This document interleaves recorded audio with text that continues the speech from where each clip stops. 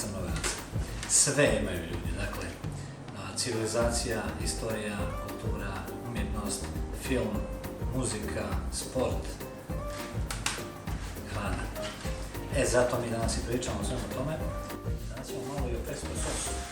Možda će mi to biti negdje blizu i blisko svemu onome što znate, jer šta je tu bitno? Pesto sos, vjerovatno svi znate kako je i nastao i od čega se sastoji, a i mi neki muški znamo, vjerovali vi to ili ne.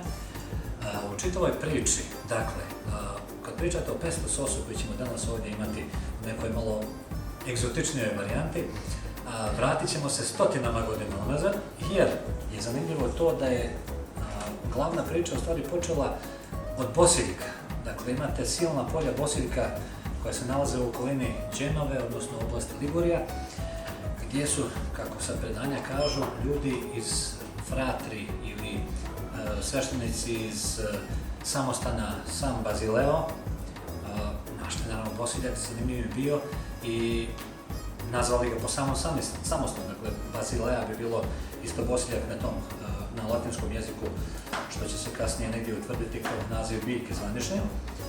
I ta biljka će biti nešto što je pokretač čitave priče. Dakle, čitava priča pesto sosu je u stvari bazirana na Bosiljku. I onda su oni, vidjevši da se to može iskoristiti na razne načine, odlučili da dodaju, da dodamo još šta imamo. Da imamo možda malo onih pinjola, malo sira ovčjeg, malo sira kravljeg, malo maslinovog ulja i malo još po nekih ovako sastojaka koji su već imali u tom periodu. I šta je bitno? Bitno je da se vrlo lagano došlo do toga da se pestare dođe, do pestare, dakle to je ono silno ulupavanje ili kucanje kompletnog toga, dođe se do magije koju mi danas zovemo pesto sosu i uživamo u svemu tome.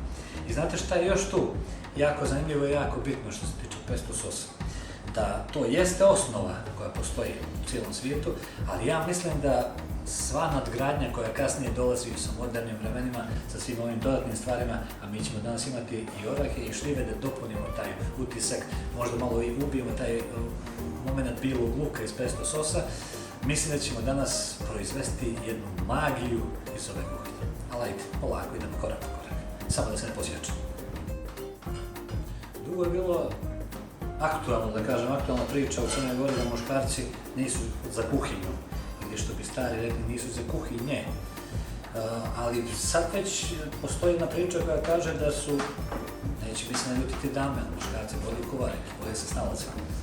Međutim, ja nisam taj muškarac koji se bolje snalazi od silnih dama koje znaju sve ovo, i ja, što se tiče pripremanja hrane, nisam sad neki veliki majstor, ali neke osnovne stvari ovako, oko nekih špageta, oko nekih naših specijaliteta i sa lokalnim, da kažem, proizvodima, mogu nekako da sklopim, da poneko bude zadovoljan, da ja budem sit, to je ono što je najbitnije u čitavoj priči. A sad sve ostalo, dekoracija, dizajniranje i to bih uvijek nekako ostavio nekom drugom, da se bavi detaljima, jer sad već kako gledamo sve one silne kanale na televizijama i ona takmičenja što se tiče kuvanja i kuvara, mislim da tu dekoracija igra ogromnu ulogu. Izvolite. Baš lijepo miriše. Miriše, znači mislim da neće dugo mirisati ovako u mojim rukama, mislim da je stvarno dobro. Dobra stvar ove priče tvoje jeste što se odmah proba, nema kao nešto, ovo smo napravili, pa uglavnom kao stoji da se vidi, pa ne znam šta, ne.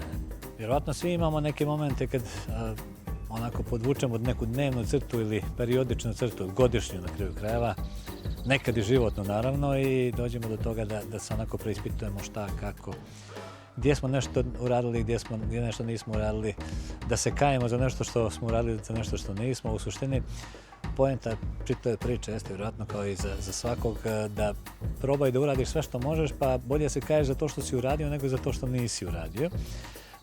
Što se mene konkretno tiče, negdje mogu da kažem da ima još do crte neke debele koje će se podvući, ali ono što u ovom momentu mogu da negdje dam kao neki presjek jeste da sam neko ko je imao sreće da živi u ambijentu u kome živi, da radi stvari koje voli i da bude okružen ljudima koje je nekako sam birao. To je najveći bonus koji neko može da ima u životu. I uz sve to da negdje pokušam da učim što više, jer ključna stvar jeste u tome da učimo i da se svaki dan nadgrađujemo, jer bez toga bukvalno zaustavljamo se u jednoj trci sa vremenom i sa sobom i završavamo apsolutno negdje na začelju te trke. Uvijek je moja preporuka, naravno, za sve ljude da pokušaju da pronađu sebe, da uživaju u svakom danu, da probaju da ne gube ni vrijeme ni živce na neke ljude koji ih ne čine srećnim i zadovoljnim i na kraju krajeva da pronađu sebe u nekim svojim dnevnim rutinama. Što više dnevnih rutina, to je moj moto, to je moja nekakva životna mantra, tako se ja ponašam, naravno, što više nekih dnevnih rutina, to je bolje. Stalno pominjem to vrijeme koje imamo i koje trošimo, sad je poenta da ćemo ga potrošiti da ne osjetimo ili da nam baš prolazi onako u nekoj velikoj dosadi.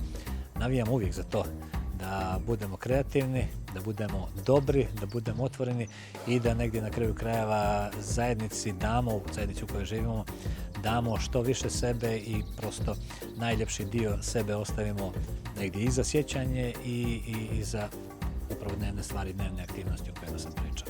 Tako da je to neka moja priča. Tu vidim sebe kao nekoga ko se trudi, ne uspijeva uvijek, ali makar pokušava da bude neko ko će da bude od koristi, da bude dobar prijatelj, da bude dobar saradnik, da bude dobar član porodice.